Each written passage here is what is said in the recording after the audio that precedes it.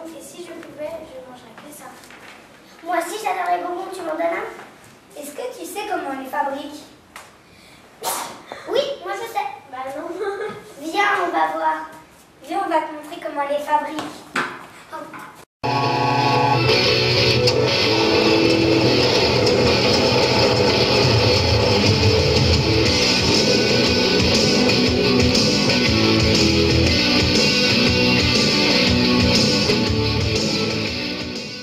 La France est la reine des bonbons. Elle en compte environ 600 variétés. La gourmandise pour les petites douceurs ne date pas d'hier. En effet, les premiers bonbons sont apparus au XIIe siècle avec la canne à sucre rapportée d'Orient par les croisés. Pendant des siècles, ils furent rares et exceptionnels. Puis ils se sont diversifiés, multipliés et banalisés avec l'apparition du sucre de betterave. Beaucoup moins cher, les premières usines sont apparues vers la fin du XIXe siècle. L'attirance vers les confiseries n'est pas nouvelle. Les Romains distribuaient des dragées à leurs convives et ont raffolé des pâtes de fruits au IXe siècle. Au Moyen-Âge, on mariait les épices et le sucre pour des épices de chambre, enfermées dans des drageoirs. Aujourd'hui, les bonbons occupent la première place dans la confiserie. Plus de 230 000 tonnes sont fabriquées chaque année en France. Production industrielle, artisanale et régionale se côtoient.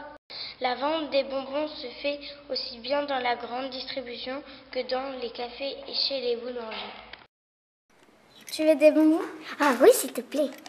Merci. Mais César, au juste, il y a quoi dans les bonbons?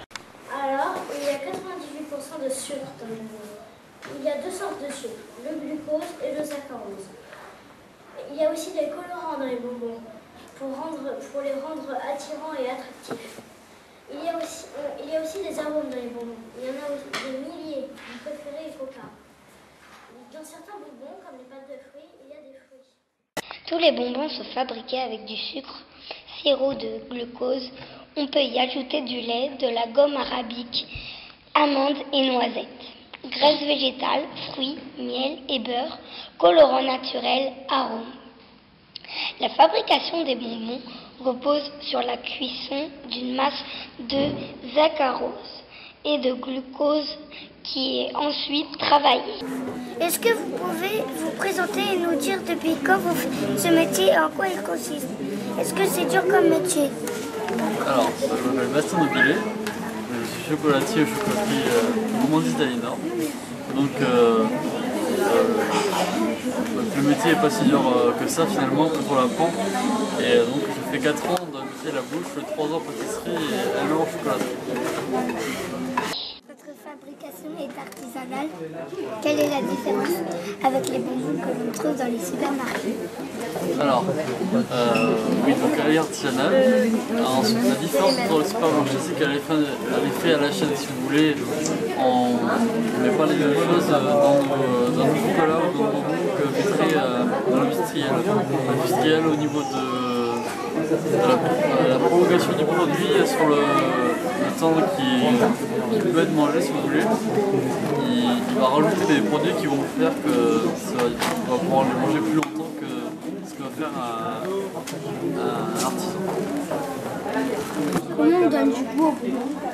Comment on donne du goût aux bonbons? Alors souvent, pour les bonbons, c'est-à-dire en sucre, d'accord. Alors pour les bonbons en sucre, on met des arômes dedans. Des arômes naturels, comme la cerise, enfin, tous les fruits, voilà, les fraises, c'est ça. Les arômes. Est-ce que c'est compliqué de fabriquer un bonbon si je veux en faire chez moi? Est-ce que tu peux répéter la question? Est-ce que c'est compliqué de fabriquer un bonbon si je veux en faire chez moi? Oui, c'est assez complexe. C'est-à-dire qu'il y a beaucoup de produits qu'on ne trouve pas, si tu veux, dans les supermarchés ou comme ça. Par exemple, de la gélatine en tout, mais tout ce qui est crème de tarte, tout ça, c'est des produits qu'on trouve que l'artisan utilise chez lui, dans son entreprise, et qu'on ne trouve pas en supermarché. Est-ce qu'il y a des bonbons salés? Des bonbons salés? Oui, il y a le caramel beurre salé, si tu veux. C'est des bonbons salés, mais sinon, en général, on n'en trouve pas trop. C'est pas trop. très bon. Comment donne-t-on la couleur des bonbons? Alors la couleur des bonbons se donne avec les colorants naturels ou industriels. C'est-à-dire que suivant les couleurs, on va savoir si c'est industriel ou naturel. Par exemple, vous avez le rouge, c'est le rouge cochenille, c'est-à-dire que c'est une fleur d'ailleurs. Sinon vous avez le vert, mais c'est tout ce qui est par exemple bleu, blanc, noir, tout ça c'est des colorants industriels. Alors les bonbons durs se fait, alors c'est la différence de fabrication. Si vous avez déjà goûté un berlingot ou quelque chose comme ça, alors en fait c'est des bonbons tirés. C'est-à-dire qu'on va tirer une base de sucre pour le faire briller, donner un arôme, du colorant, et donc on va le couper et quand il va refroidir il va être dur. Après c'est les bonbons gélifiés. Les bonbons gélifiés c'est des bonbons qu'on coule généralement dans des bacs d'amidon, avec des empreintes. Et quand on va les sortir, si vous voulez, ils vont être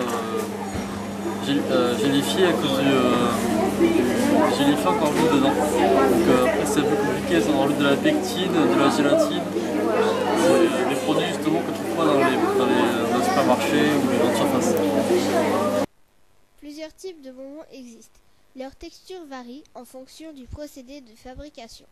Nous connaissons bien les bonbons Haribo, numéro 1 du marché mondial, qui produisent de façon industrielle les crocodiles, les fraises Tagada, les chamallows, et tous nous évoquent un souvenir d'enfance.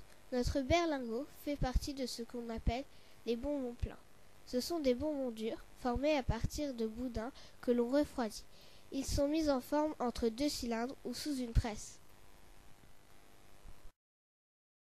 Mais Yamina, comment on les fabrique les bonbons? Il y a plusieurs étapes pour faire des bonbons. Tout d'abord, les ingrédients sont cuits et fondus dans la casserole. C'est la cuisson. Ensuite, ils passent par plusieurs machines et la masse de sucre est écrasée dans le pressoir. La dernière étape est qu'ils sont découpés pour faire des petits bonbons. Mais Héloïse, tu peux me dire où vont les bonbons?